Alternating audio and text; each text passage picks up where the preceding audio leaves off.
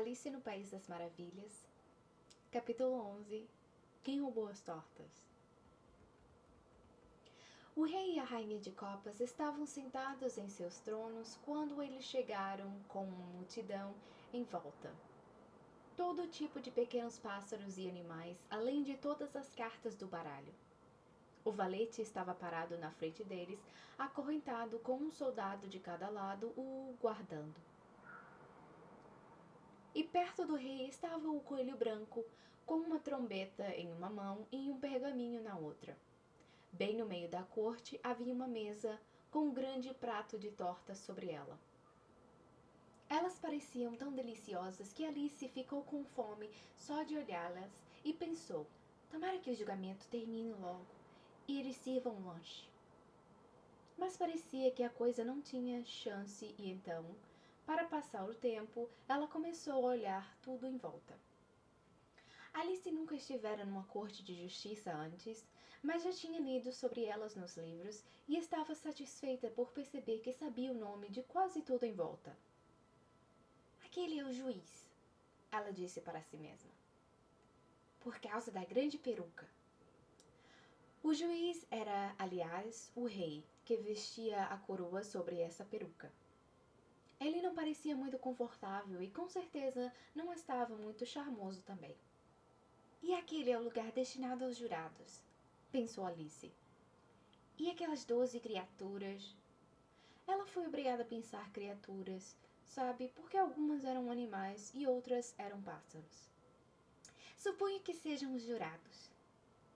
Ela repetiu a última palavra 2 ou 3 vezes para si mesma, bastante orgulhosa disso, pois pensava, com razão, que muitas poucas meninas da sua idade sabiam o significado dessa palavra. Entretanto, se ela tivesse dito membros do júri, também estaria certa. Os 12 jurados estavam escrevendo muito ocupados em suas lousas. O que estão fazendo? Alice sussurrou para o grifo. Eles não têm nada para escrever ali antes do julgamento começar. Eles estão colocando os seus nomes. O grifo sussurrou em resposta. Pois estão com medo de esquecê-los antes do julgamento terminar. Que estúpidos! Alice começou a falar de alto em bom som, mas logo parou, pois o coelho branco gritou. Silêncio na corte! E o rei colocou seus óculos para olhar ansiosamente em volta, procurando quem estaria falando. Alice podia ver, tão bem como se estivesse olhando por cima dos ombros, que todos os jurados tinham escrito "que estúpidos" em suas lousas e pôde ver também que um deles estava em dúvida sobre a grafia correta de estúpidos.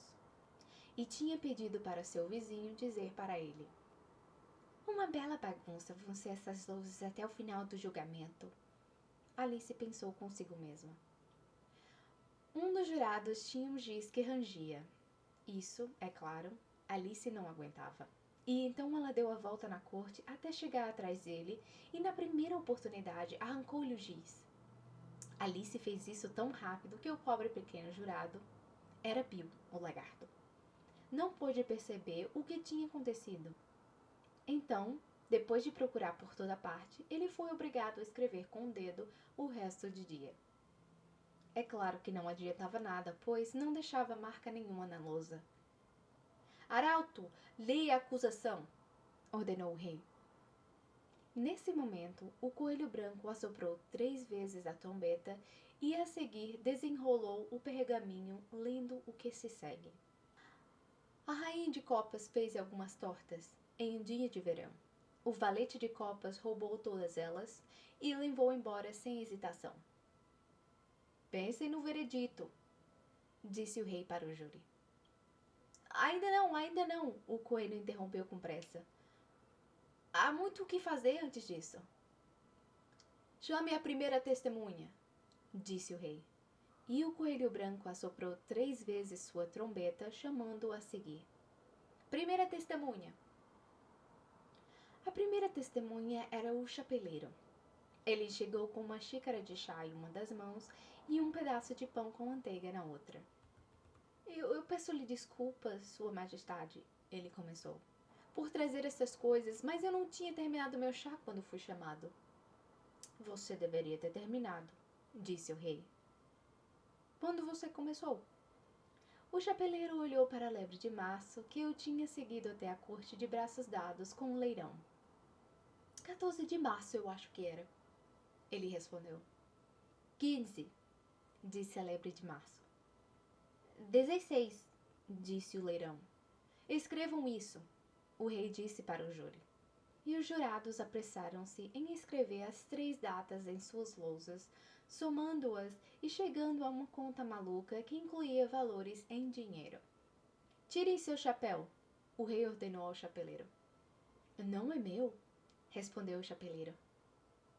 Roubado! O rei exclamou, virando-se para o júri, que no mesmo instante anotaram o fato.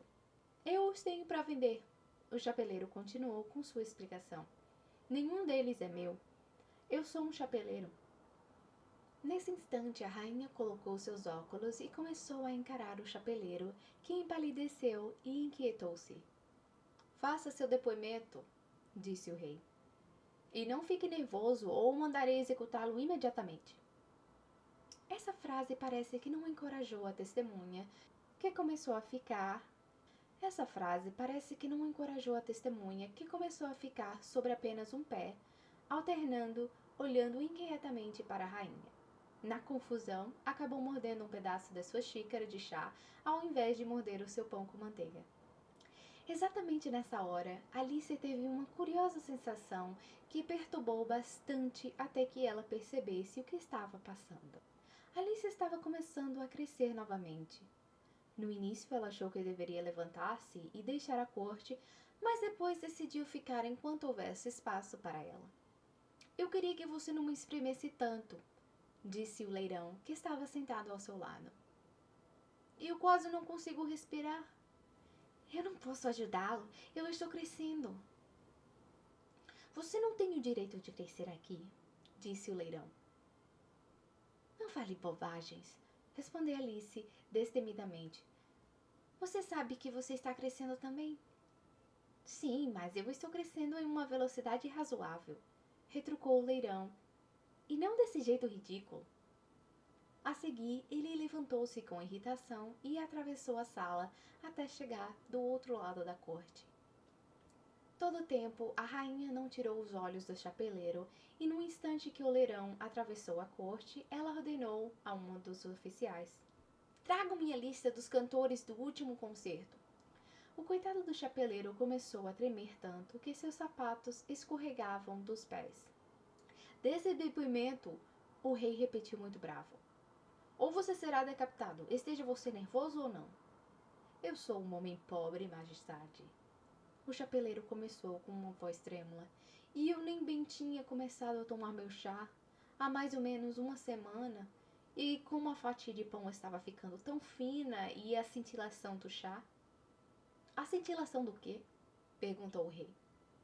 Ela começa com C, o chapeleiro retrucou. É lógico que cintilação começa com C, disse o rei agudamente. Você acha que eu sou burro? Vá em frente. Eu sou um homem pobre, o chapeleiro continuou. E quase tudo começou a cintilar depois que... E a lebre de março disse... Eu não disse nada, a lebre de março interrompeu rapidamente. Disse, replicou o chapeleiro. Eu nego isso, disse a lebre de março. Ela nega, disse o rei. Deixemos o tema de lado. Bem, de qualquer maneira, o leirão disse e o chapeleiro continuou, olhando ansiosamente ao redor para ver se ele iria negar também, mas o leirão não negou nada, já que dormia a sono alto. Depois disso, continuou o chapeleiro, eu cortei algumas fatias de pão. Mas e o que o leirão disse? Um dos jurados perguntou. Isso eu não lembro, disse o chapeleiro. Você precisa lembrar, observou o rei, ou você será executado. E o coitado do chapeleiro derrubou sua xícara de chá e o pão com manteiga e colocou-se de joelhos. Eu sou um homem pobre, majestade, ele começou. Você é um pobre orador, disse o rei. Nesse instante, um dos porcos da Índia começou a aplaudir, mas imediatamente abafado pelos oficiais da corte. Eu estou muito feliz de ver como eles fazem isso, pensou Alice.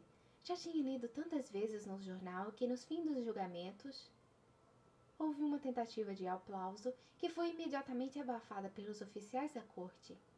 E nunca tinha entendido direito o que isso significava. Se isso é tudo o que você sabe a respeito do caso, pode descer, continuou o rei. Eu não posso descer mais, disse o chapeleiro. Eu já estou no chão, como o senhor pode ver. Então pode sentar-se, replicou o rei. Outro porco da Índia começou a aplaudir e também foi abafado. Bem, com isso se acabaram os porcos da Índia, pensou Alice. Vamos ver se agora melhora. Eu preferia terminar meu chá, disse o chapeleiro, olhando ociosamente para a rainha, que estava lendo a lista dos cantores. Você pode ir embora, disse o rei. E o chapeleiro deixou a corte apressadamente, sem nem mesmo esperar para calçar seus sapatos. E cortem-lhe a cabeça lá fora! A rainha completou para um dos oficiais, mas o chapeleiro já sumira de vista antes que o oficial chegasse até a porta. Chamem a próxima testemunha, ordenou o rei. A próxima testemunha era a cozinheira da duquesa. Ela trazia a pimenteira na mão, e Alice adivinhou quem era antes mesmo dela entrar na corte, pois as pessoas perto da porta começaram todas a espirrar. Faça seu depoimento, disse o rei. Faço não, disse a cozinheira. O rei olhou ansiosamente para o coelho branco, que disse em voz baixa: Vossa Majestade, deve ser o senhor mesmo submeter essa testemunha ao interrogatório. Bem, se é necessário, eu faço. O rei respondeu com um ar melancólico, após cruzar os braços e franzir as sobrancelhas, até que os olhos quase sumissem. Ele perguntou então, com uma voz profunda: De que são feitas as tortas? Principalmente de pimenta, respondeu a cozinheira. Melado, disse uma voz sonolenta atrás dela. Prendam esse leirão! A rainha gritou esganiçada. Retirem esse leirão da corte, sufoquem esse leirão, abafem, cortem-lhe os bigodes. Começou então a maior confusão, e até que eles conseguissem expulsar o leirão e todos se sentassem novamente, a cozinheira sumira. Não importa, disse o rei com um ar de alívio. Chamem a próxima testemunha. Ele completou a meia voz para a rainha. Realmente, minha querida, você precisa interrogar a próxima testemunha. Isso tudo está me dando a maior dor de cabeça. Alice estava olhando para o coelho branco, que remexia na lista de testemunhas, curiosa para saber quem seria a próxima. Pois até agora ainda não consegui entender nada do caso. Imaginem sua surpresa quando o coelho branco leu bem alto, com sua vozinha esganiçada, o nome Alice.